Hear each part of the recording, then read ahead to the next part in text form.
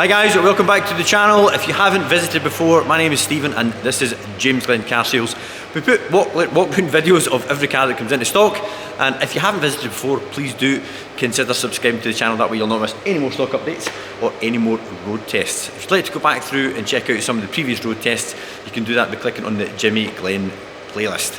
All the cars here are bought via our own in-house car buying service, which is at wewon'tbuyanycar.com, and if you'd like evaluation for your sports or prestige vehicle, we'd love to hear from you, and you can start that by clicking just on the link up here. And as I've found out, that doesn't work if you're watching it on the telly, only on a PC or an iPad or your phone.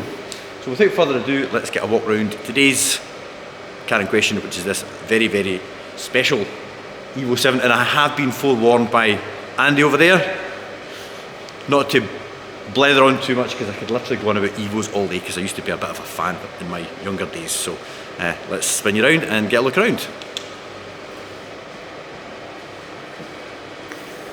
Let's get you in focus.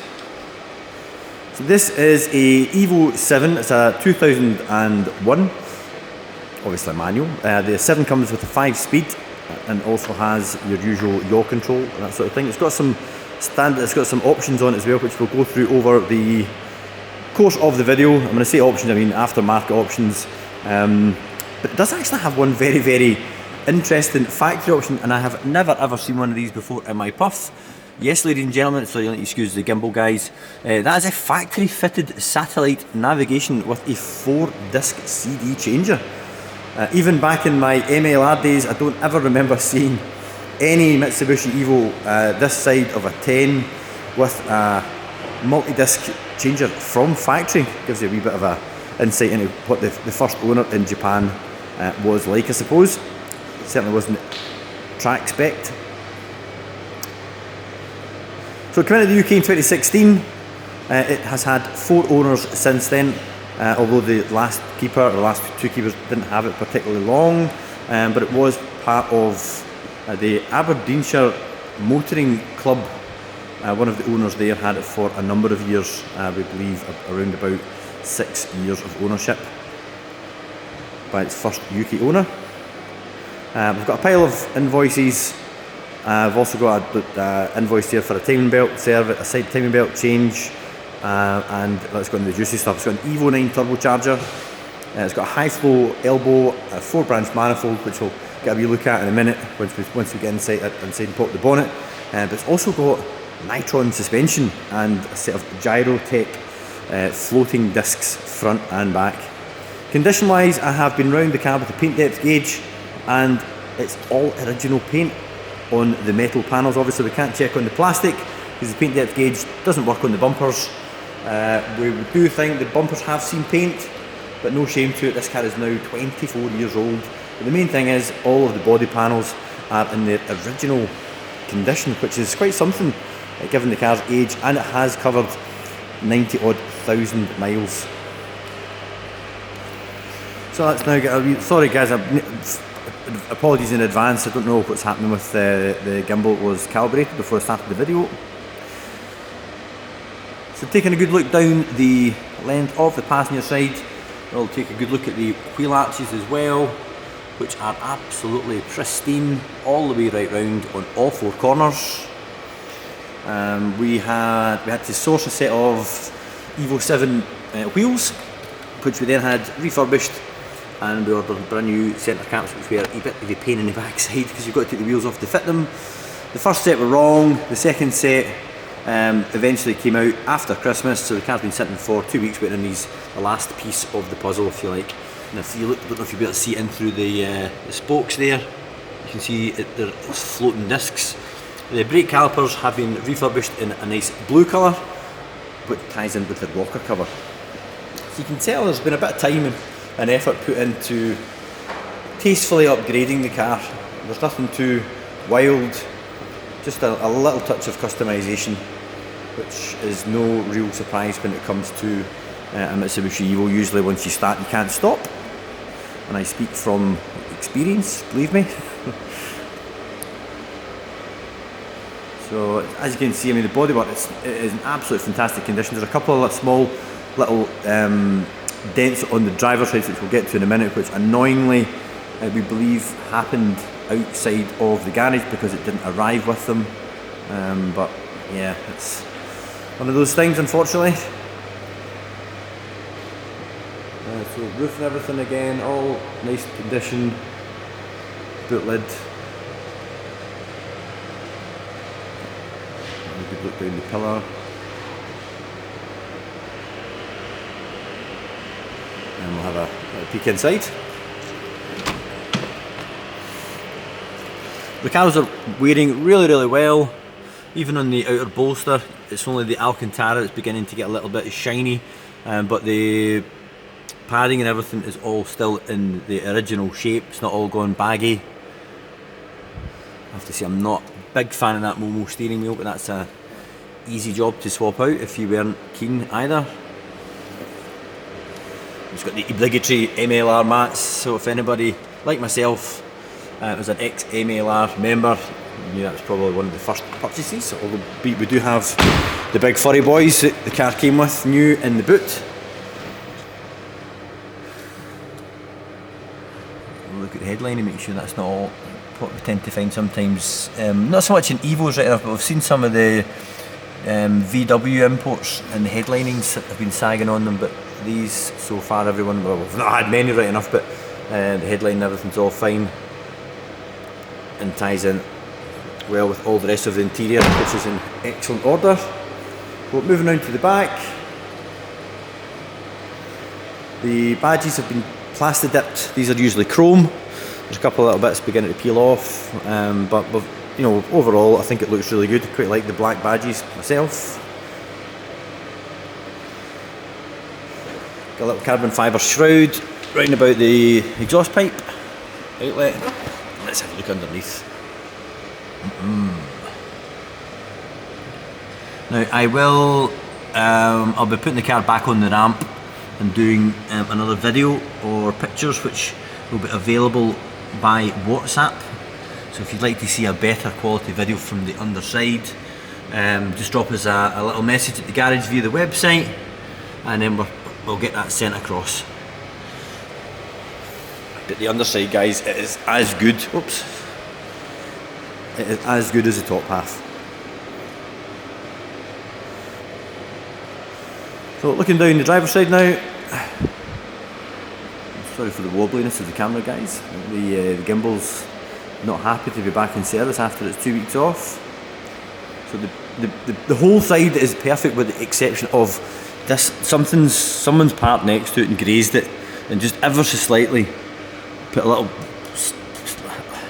for better word, a little dent there and a crease here.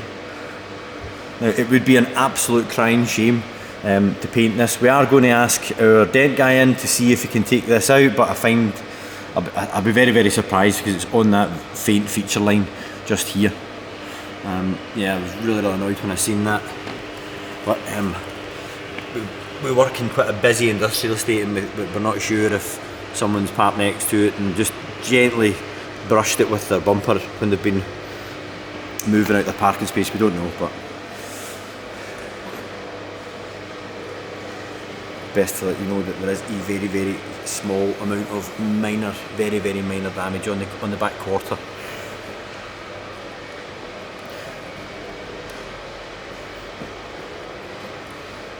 So looking down the driver's, oh bloody hell, this camera. Sorry guys, pardon my language. So looking down the length of the driver's side from the front, you see, I mean, it is literally, the bodywork is perfect. That's which makes that little bit of damage in the back wheel arch even more annoying. But it's made it all this way, and then it ends up picking up a little few dents when it arrives here with us. So moving on to the inside, not a great deal to talk about really,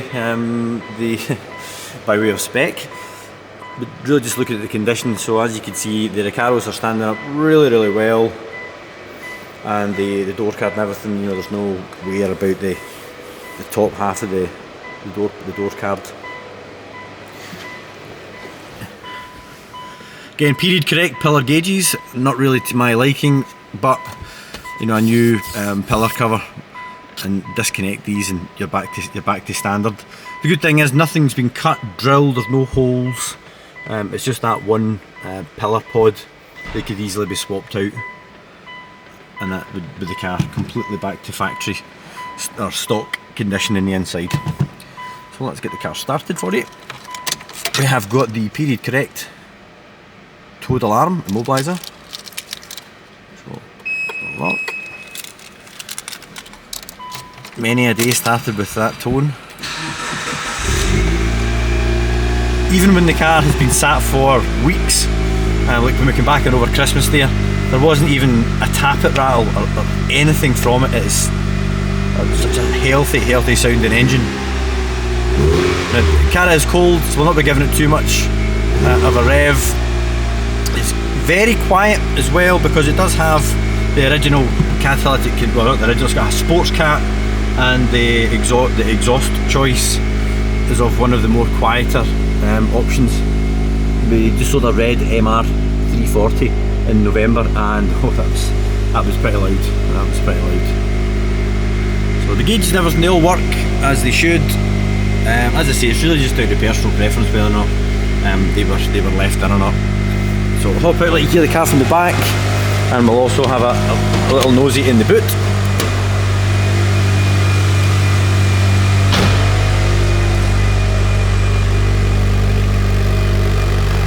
As I say, it's not overly loud at all,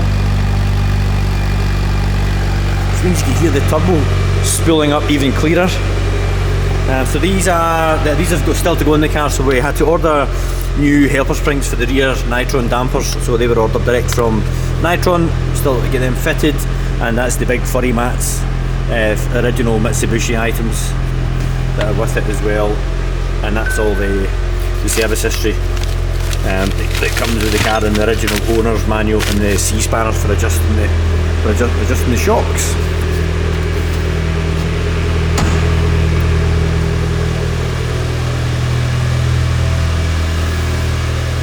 Switch off before we get gassed out, and we'll finish off the video with a little nosy around the engine bay. There we go. So we didn't jet wash the engine bay, we left it as it was. One second guys, but I'll use my head as a temporary state. There we go. So this is the engine bay as it arrived with us. No engine shine, we've not degreased it or anything. This is literally as it arrived, and if you have a look down through the inner rings and down to the chassis legs and everything, they're all free of any rust at all. Got your Nitron adjustable top mounts with the camera adjustment, factory strut brace. These are usually in a kind of metallic red colour, but the cam cover has been done in blue, probably to match the HKS silicon hose kit. And as I mentioned earlier, the calipers as well.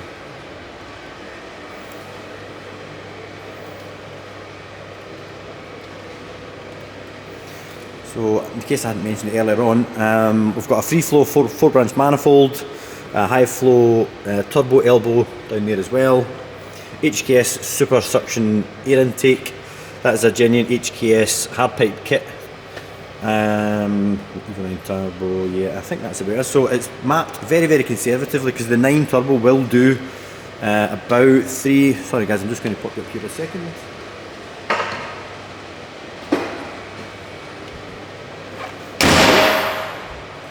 Yeah, so a 9 turbo will do in the region of 420 horsepower.